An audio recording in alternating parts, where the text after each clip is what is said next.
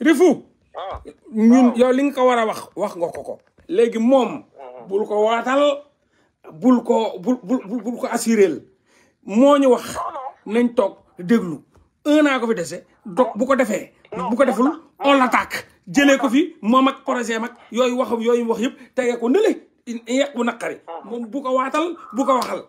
ayca continuer yow li nga wax rek laa soxla man soxla moom li muy wax moom li muy wax intéressé wu ma yow li ngay wax lan nga ko wax waaw moo tax gën ma ne Macky Sall nous a promis waaw nous a promis parce que moom mythomane la loolu mooy problème am mythomane la dafa mën a fen ayca ñëwal li ma mën a seede mooy man ki ñu gis démb c'est un homme d'état ki ñu gis démb déglu nañu ki ñu gis démb respecté nañu ki ñu gis démb fonk nañu mais ñun dañu war a respecté les personnes sont libres de gëm ki ñu war a gëm mais xam nga lan moo métti dans tout ça gën Sénégal dafa am jikko boo xam ne dafa nekk su ñun gis nga nous on est des artistes rek dinañu démb tey soog a ñëw dugg nañu kaso gisuñu Sonko xeexal nañu suñu dëkk gisuñu Sonko am nañu fit démb tey ñëw gisuñu Sonko am nañu ngor démb tey ñëw gisuñu Sonko amul lu ñu Ousmane Sonko dooleel suñu carrière dañu wax mu leer balaa Sonko di ñëw Sénégal di indi ay éthique ay nangam ak nang fekk na d'abord ñun yar nañ ñu si ñu màgg si amul lu pop man amul lu ma Sonko dollil ni ma mel nii Sonko defu ko si man gëm-gëm bi ma am Sonko yokku ko wàññi ko munu ko dindi si man parce que gëmuma ne ngëm-ngëmu Sonko moo gën a di sama ngëm-ngëm man Ousmane Sonko c'est un grand monsieur bu Afrique yëpp war a jàppale bu Afrique war a respecté bu Afrique war a gëm dëgg la mais man mën naa ko bañ a gëm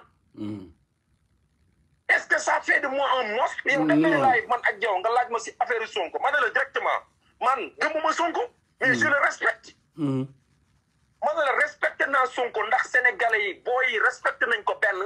non affaire bi sax Sonko il a des projets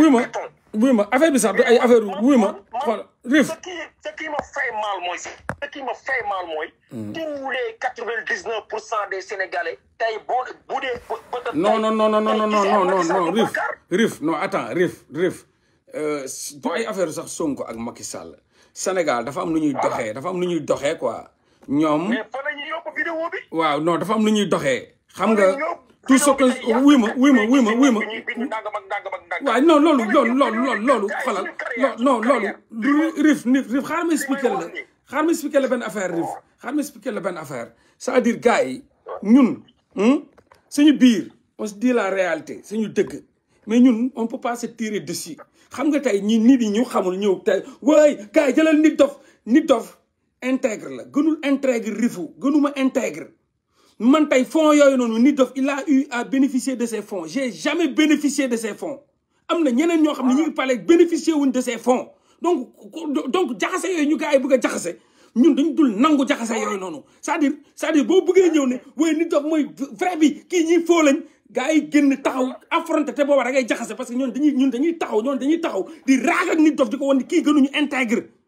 est-ce que comprendre nga lu donc affaire bi du Sonko du nit dof ñu xamul nag xamuñu man mii di wax maa dàqa xeex nday ci affaire yi fond des cultures urbaines ñëpp ñu ma jàppanteel ci rappeurs yi ci fond des cultures urbaines laa leen saaga nday man musul 1 franc bu gën a tuuti musul dugg sama gémmiñ gi 1 franc bu gën a tuuti ah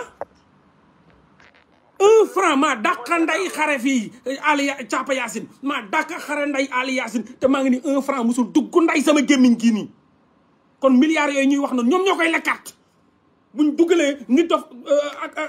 ak Chaim dañ ciy lekk yow nga lekk ci keneen lekk ci man lekkuma ci